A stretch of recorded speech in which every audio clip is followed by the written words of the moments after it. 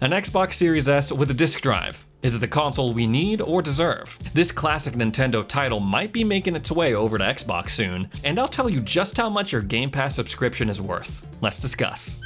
So I think we can all agree that Game Pass is hands down the best value in gaming. What you pay per month versus what you get in return is crazy, but just how much value does it bring? Well, according to the Loadout, which is a website that distributes video game news, guides, and reviews, Microsoft added $6,317 worth of games to Game Pass in the year 2021. So the math is based off of what the games are currently selling for on the Microsoft Store, and apparently a good chunk of that $6,000 came in the month of March when they put a bunch of Bethesda games on there after they acquired ZeniMax Media. Now that's definitely an impressive number, and it just further solidifies the argument that if you own an Xbox, if you're in the Xbox ecosystem, then Game Pass is almost a must-have. But who's really getting the full value, the full $6,317 out of their Game Pass subscription? That would be insane, almost not enjoyable. You would have to play every single game on Game Pass,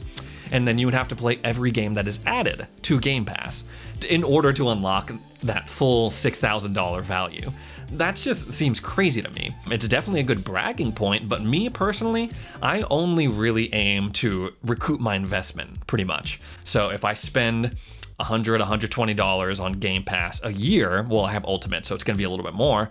I just want to play enough games to the point where it makes sense that I spent that much money on games in a given year. So I definitely made that last year when I played Psychonauts 2, I played Forza Horizon 5, and I've played a lot of Halo Infinite. So those 3 games paid for my Game Pass subscription, but I'm nowhere near even fully enjoying the $6,000 number that they have thrown out there. And even if you did play all the games, there's a lot of good games on Game Pass, right? But not all of them are good. So even if you play through all the games and you didn't enjoy like 10-15% of them, are you really getting that value? I don't know. That's just me. Now, I'm sure someone's going to be in the comments saying, actually, I played through every single Game Pass game ever. And if you're one of those people, congrats to you. That's personally not my MO, but it does bring up an interesting argument, these numbers, on whether or not Game Pass is sustainable. If Microsoft is putting over $6,000 worth of games on the service every year, and they're continuing to bankroll these new studios that they've acquired, is it something that they can keep up? I think pretty obvious at this point that Microsoft operates Game Pass at a loss, right? It's very popular, it's a great service, I love it, but I am 100% sure that they're not making a profit off of Game Pass yet. And that's similar to how other streaming services work. Netflix, for example, operates at a loss and gets its money back based on subscription numbers. But for a long time, they had to go into a ton of debt to make their own content, their own movies, their own TV shows, in order to bring in new subscribers as these other networks started pulling their catalogs from the service. Now, unlike Netflix though, Xbox does not rely just on subscribers to make money for their business, right? Netflix, the main source of revenue for them is subscribers. They don't make any money off of ad revenue, and their other source of income, which is mailing off DVDs, that's a thing in the past. So their main income is subscribers. Over on Microsoft's end, not so much, right? They're not dependent on the Game Pass subscriber count in order for them to keep their business afloat. Microsoft is obviously a very big company, and gaming only represents a small fraction of what they do overall as a company. It's more like when Disney launched Disney Plus. Disney Plus, it's their own streaming service, but Disney as a company has their hands in many other avenues of entertainment, right? Many other networks like ESPN, Hulu, ABC. They're not just dependent on their streaming service to bring in money. It's just part of their overall business. And that's sort of where I feel like Microsoft is at. They have the money to fund this. If they have to operate at a loss for, a couple years before they turn a profit, they're willing to take that risk, right? And I don't know if there will be a point where Game Pass is making a ton of money for Xbox, right? But it's sustainable in the way that At least for this generation, Game Pass is going to be bankrolled by Microsoft, no problem. But I highly recommend, if you are an Xbox owner, if you're in the Xbox ecosystem, to jump on the Game Pass bandwagon. It's great. I can't imagine my life without Game Pass, so highly recommend it if you have not jumped on. Now, Goldeneye 007.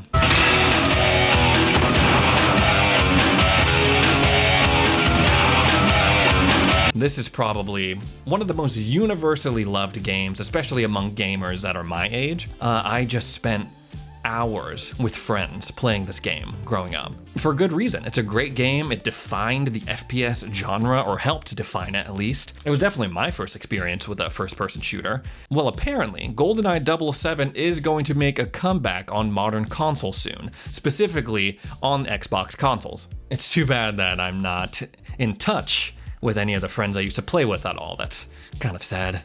Kind of sad to think about. I'm growing older.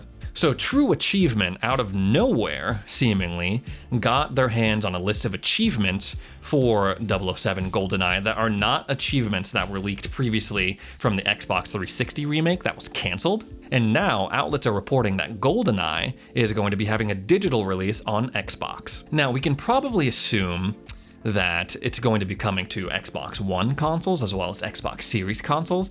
I don't know why they would just relegate it to the Series consoles. Apparently it's going to be just a straight port, so it's not a remake, it's not a remaster, it's just a straight up port from the N64 version to Xbox consoles. And now people are curious if it's going to come to Nintendo Switch as well, and there's a whole lot of legal mumbo jumbo that I don't really understand, but if you are not old enough to remember, the original GoldenEye 007 released on the Nintendo 64, making it a Nintendo game. But now, Microsoft owns Rare, but Nintendo still owns the copyright on GoldenEye 007. This copyright is what allowed them to pull their support from the Xbox 360 remake that was going to be on the Xbox Arcade. They pulled out at the last minute, forcing Microsoft to cancel their remake. Why now? Why are they allowing GoldenEye to come to Xbox now when they blocked it back then? Well, in an interesting turn of events, it all boils down to the Nintendo Online Expansion Pack. Now, if you're not familiar with that service,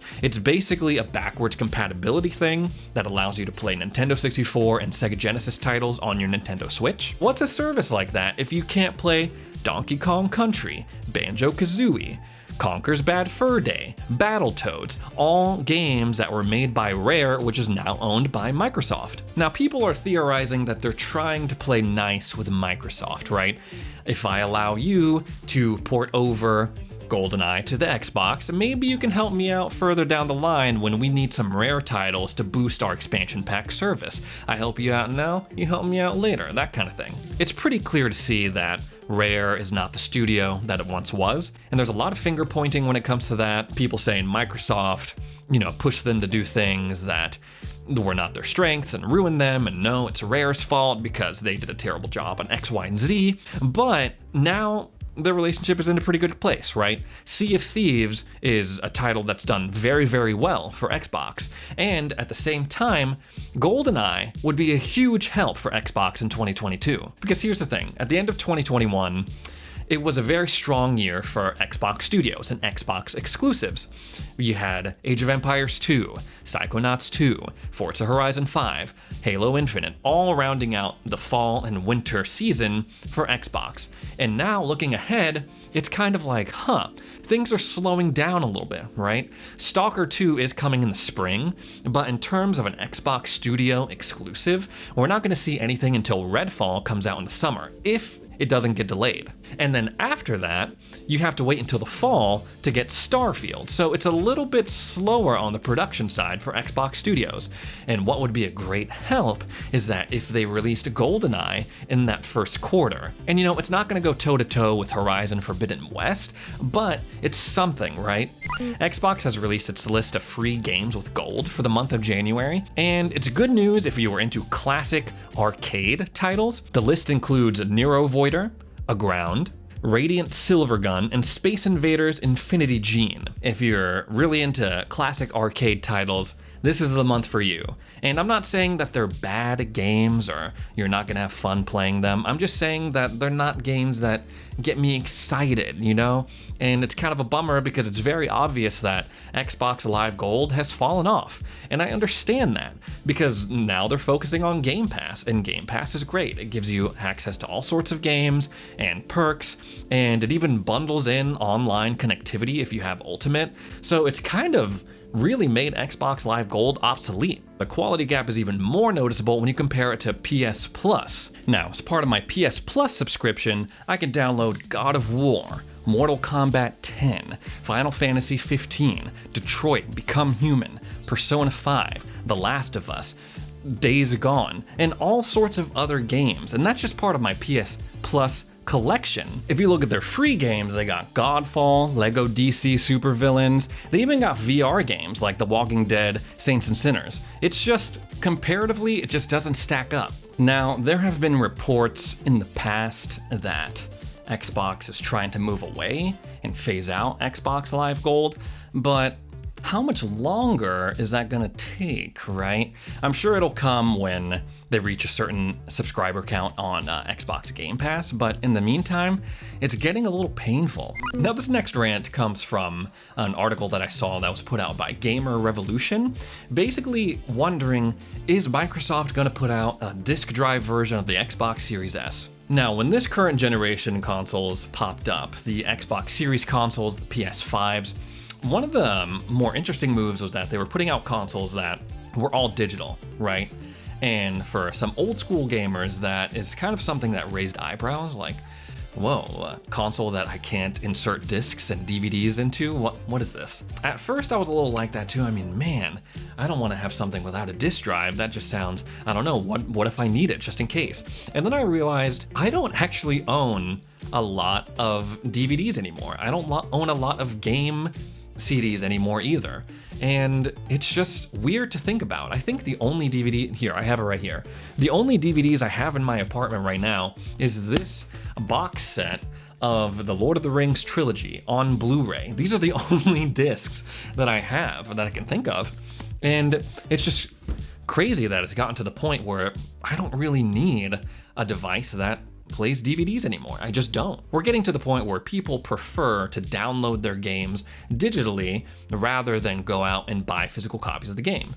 And now the market has responded. PlayStation has given us the digital PS5 and Xbox has given us the Xbox Series S, an all-digital console. And I saw this article on Gamer Revolution saying, oh, is Microsoft gonna put out a disk drive version of the Series S? And that kind of made me go, cock my head a little bit like, what is this? And reading through it, I get the appeal, sort of. Really, the only reason why I would want to have a disk drive is so I can buy cheap, used physical copies. Other than that, I really don't see a use for it for myself, personally. If they added a disk drive to the Series S, and it drives up the price to even $350, that seems antithetical to what the Series S purpose is. If it gets even close to the $400 price point of the PS5 digital version, what's the point, right? Because at least with the PS5, the digital version, it's still a PS5, right? It's the same hardware, just no disk drive. Whereas the Series S, it's not comparable to the Series X or the PS5 in terms of its hardware. And if you are driving up the price just to add in a disk drive, then what's the point? The whole point was to keep the cost as low as possible, so the barrier for next-gen gaming is also very low. It's great for casual gamers, great for kids, great for travel console, great for a whole number of things, but not on par with the Series X and the PS5 performance-wise. There was an interesting theory that came out of this article, and that's within the halfway point of this current generation's life cycle, it would be interesting to see Series S Pro, Series S Slim, maybe have a disk drive version, but it's still on the cheaper end, and especially on the cheaper end when compared to the other Pro versions of the consoles that are going to be coming out. And another thing is that Microsoft is having trouble keeping up with the demand for their consoles already. Maybe not so much the Series S, right? So with Series S is widely available, why would they bother making another Series S just with a disc version? I just don't think they understand the intent the objective of the Series S as a console. Digitalness of it is part of what makes it great, because it's what makes it cheap. And keeping it cheap is the goal. Don't drive up the price of the Series S, because you don't want it competing with the digital version of the PS5. That's all I'm saying. Anyway, guys, that's all the news I have for today. My name is Ray. If you're tuning in for the first time, I would greatly appreciate it if you went on over to Twitter and followed me at StayXboxReady. That's hands down the best way to get into contact with me. If you have any questions regarding what you see on the channel, if you want to just say hi, I'm also on Twitch, and I'll have the link for my channel down in the description below. I'm also giving away my first console. I'm giving away an Xbox Series X to one lucky viewer. More instructions on that coming soon. Again, thanks so much for tuning in, and we'll see you in the next video.